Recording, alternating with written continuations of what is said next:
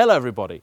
Over the last month I've been filming this amazing and varied selection of classic cars very kindly loaned to me by their owner. And they're all kept together in a warehouse, and tucked away in the corner has been this, a 1982 2.8 injection Capri. And it's been staring at me and mocking me the whole time. And I've decided that I should make a video with it. But you see, today's video is also something of an apology to the Capri community.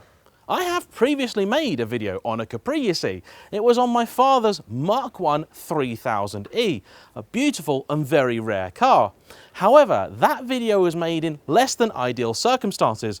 I didn't have very long to film, I had even less time to prep, and it was simply a case of either make the video quickly or don't make it at all. I didn't expect to get many views, but as it turned out, because there's so little Capri content on YouTube, the video was a big hit with everybody except the Capri community. I will happily admit, I am not expert in old or really any Fords, and I made a lot of mistakes in that video. So today, in order to avoid making any mistakes, I have done absolutely no research whatsoever. I'm not going to be talking about any technical details on this car that I can't verify and make sure are 100% accurate. Even still, I'll probably make some mistakes, but I'm going to try my damnedest to simply talk about this car as an experience.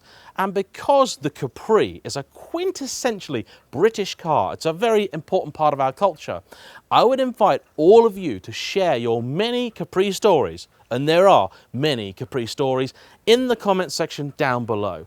I hope the Capri community can find it in their heart to forgive me for my transgressions and simply enjoy this hopefully bit better filmed video of what I know is one of their much loved motoring icons.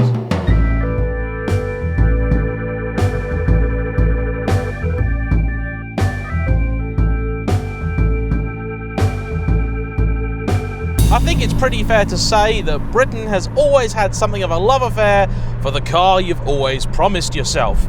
This is a 1982 Mark III Capri 2.8 injection. Now, Ford fans are very defensive of their brand, Capri fans doubly so. And I'm a member of a Capri forum, the same one that tore me limb from limb when I reviewed the 3000E. They love to mock people for calling every single Capri under the sun a laser or a Brooklands. So on their behalf, I'd like to say that this is not a laser or a Brooklands. The laser, for your information, was a trim level available on the smaller engine 1.6 and 2 litre cars, and the Brooklands, properly called the Capri 2.8, was a run-out special, the name coming from the only colour available for it, Brooklands Green.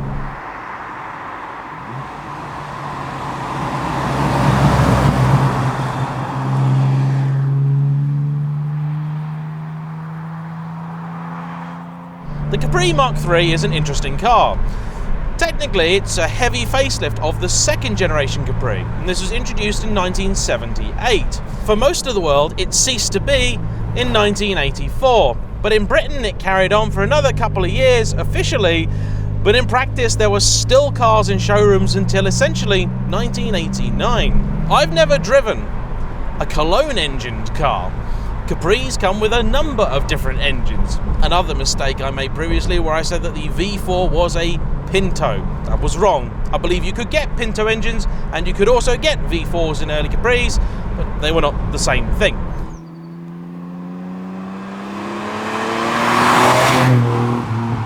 This is a 2.8 litre V6. It's fuel injected, as you'd guess from the eye, and that's not something that was very common on Capris. They had done it previously, but it wasn't the norm. You'd still get carbs on most of them. I gotta say, it's actually not too bad to drive. The 4-speed gearbox down here is not particularly nice to use, and it's clearly a car which is pretty soft. I've just jumped out of another iconic fast Ford, which was, well, actually quite a pleasant surprise. And this one in some ways is the same because I didn't really enjoy driving the old 3000E all that much. Perhaps it was that particular example, or perhaps it was the fact that I had unrealistic expectations for what is ultimately a 1960s car. I don't love the look of the Capri, I really don't. I think the early ones actually do look quite nice. whereas these look horrible.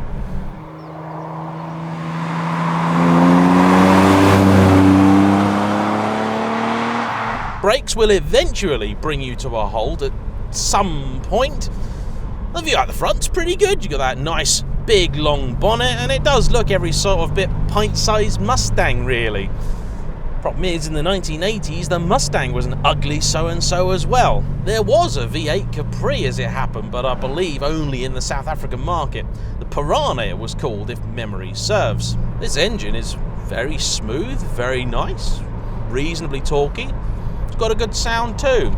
It's really creamy in comparison to the old Essex V6, which always had a bit of an odd tone about it. Didn't really sound like a 4, didn't really sound like a 6 either. It's a strange old lump.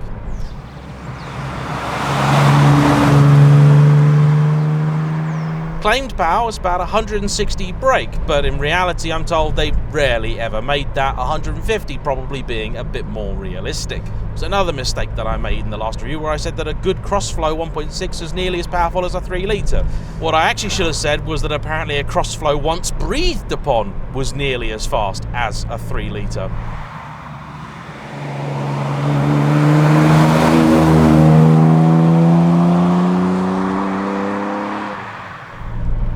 I don't know what this car weighs, but it's probably not a lot. If you are interested in the numbers of it, I'm going to put those up for you now. These seats are very comfortable. It's a shame that this interior is so utterly 1980s-tastic in all the worst ways. Everything does really feel cheap, nasty Ford. Oh, those brakes make an odd noise too. You do have to give them some advance notice that you want to bring the car to a stop, but hey, it's an old car. Come on, old girl, come on. This was, I believe, in its day, a reasonably fast car. And the tale of the Capri is really a tragic one. The Grand Tour cited the Cortina as being kind of the ultimate everyman Ford, but in my mind it's always been the Capri. Maybe it's because my dad's always had this absolute fixation with the bleeding things. But everybody I speak to that lived through the 70s or 80s either had a Capri or knew someone that had a Capri. There was an infestation of the things. Nowadays, Mark 1s are extremely difficult to find, with Mark 2 and 3s being a little bit more readily available. There's actually some room in the back, not a huge amount, and I've got to say, I was prepared to put on my fire suit and say all sorts of nasty things about this old car. I mean, I don't like it. This is nasty. This is nasty. It looks awful. But if this is your dream car, this is what you've always wanted. You know, if your dad had one when you're a youngster and you want to get into one, this series is all about what do these cars really like to drive. You know, what's it actually like? Especially difficult when you've had people waxing lyrical about a car for sometimes decades before you actually get the chance to get behind the wheel. You know what, the Capri's all right. Okay, look, that's all you're gonna get out of me. Okay, the Capri is, it's all right. It's nice. It's nice. I like it. Are you happy now, Ford people? You happy now, Capri nutters?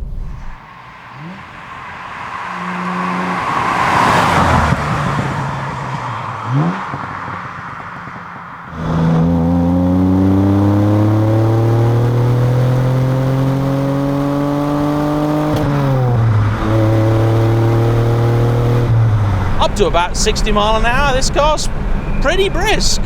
Does the job, it's narrow enough, place it easily. The wheel has an odd feel about it. There's a lot of rubber on this wheel and I feel like I'm just going to bend the entire thing apart. But I'm trying to find holes in the Capri at this stage, honestly, I really am.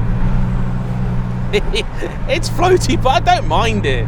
It's fine, you know, it's comfy, it's got body control. Not a lot of control, but it does have some. It will stop, but you got to really, really ask for it. Hey, you know what? The Capri, it's alright. I expect there's an awful lot of dogs out there. This car, another one from the collection of the ever-generous Ben. If you want to see more pictures of it and others, check out his Instagram. This is in very fine fettle. Nearly all of the cars I've driven from his collection have been excellent because they are just well kept. this is a totally standard car, and that's a rare thing to find now as well, I expect. But I don't want a Capri. I don't love the Capri. But anybody that wants to buy one, I don't think it's going to disappoint you, actually. Even this early car with the 4-speed box in, later one's got a 5-speed. It's all right. Does the job. Yeah. I enjoy driving a Capri. Miracles might never cease.